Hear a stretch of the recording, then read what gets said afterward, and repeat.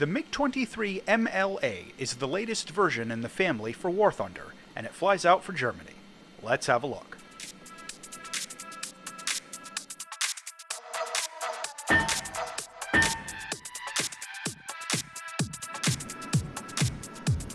The MLA version was a midlife upgrade to the MiG-23 and was the first to use the upgraded Sapphire 23 radar set.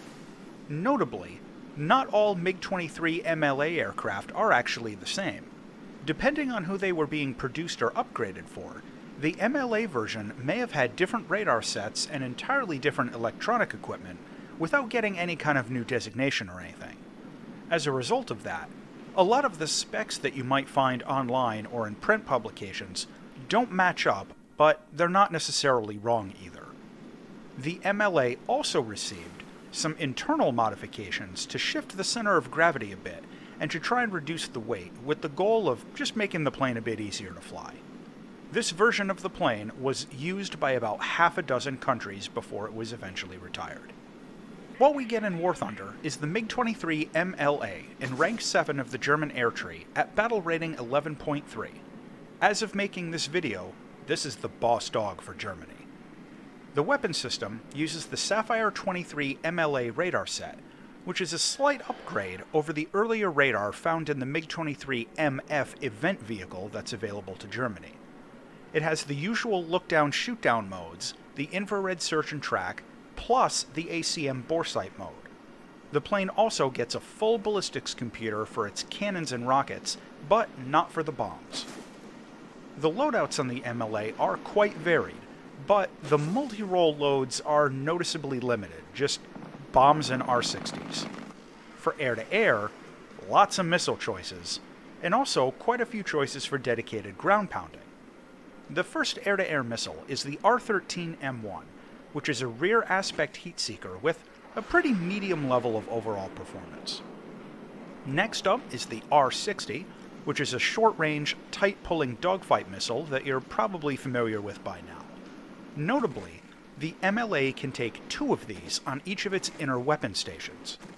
The plane also gets both versions of the R-23, the semi-active radar version and the all-aspect infrared version. These are medium-range weapons with 20 Gs of pull and Mach 3 speed. The R-24 is the same missile carried by the MLD and is an upgrade over the R-23 in basically every way. Again, 2 guidance types, and both have faster speed, lock easier and at longer ranges, fly a bit faster, and can pull harder. The stats might seem like only a small upgrade on paper, but in practice I absolutely noticed the differences.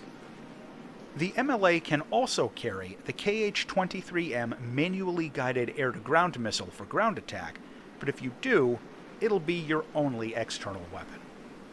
The flight performance of the MLA is really good, and in most respects it's a tiny bit better than the earlier versions, and just a tiny bit behind the Soviet MLD variant. The turn performance is good, it climbs well, and if you can manage the wing sweep manually, it's possible to pull some really impressive maneuvers with it. The differences compared to the German MiG-23 MF are small though, and you might not notice them unless you have fully upgraded ace pilots in both. Flying into missions is basically the same deal as with other MiG-23 versions. This is a fighter, and it's a good one, so your main focus is almost always going to be on air-to-air combat. The air-to-ground weapons are okay, but you only get a small quantity of them, and honestly, there are much better options for ground attack, especially the Su-22 UM-3K. I don't really see this plane having a big role in close air support, but with its look-down, shoot-down radar modes, it's totally capable of flying out in ground battles to clear out helicopters or enemy strike jets. Just like the other MiG-23s, this is a fighter, so use it like one. Visually, the plane is basically identical to the MiG-23 MF. There are also no special caveats for landing or the cockpit compared to the MF. To close out on the MiG-23 MLA, this plane has a highly capable radar set and an infrared search and track system. It has access to the amazing R-24 missile, and its overall flight performance remains highly competitive. However, it still only has limited ground attack potential, and there can be a learning curve if you want to get good at manually controlling the wing sweep. The final verdict on the MiG-23MLA is that while this admittedly feels like kind of a copy-paste of the MiG-23MF that we got as an event vehicle, the upgraded radar and weapon systems are an improvement. If you missed out the event for the MF, or if you're just a big fan of the MiG-23, this will definitely be worth the grind. As always, thanks for watching.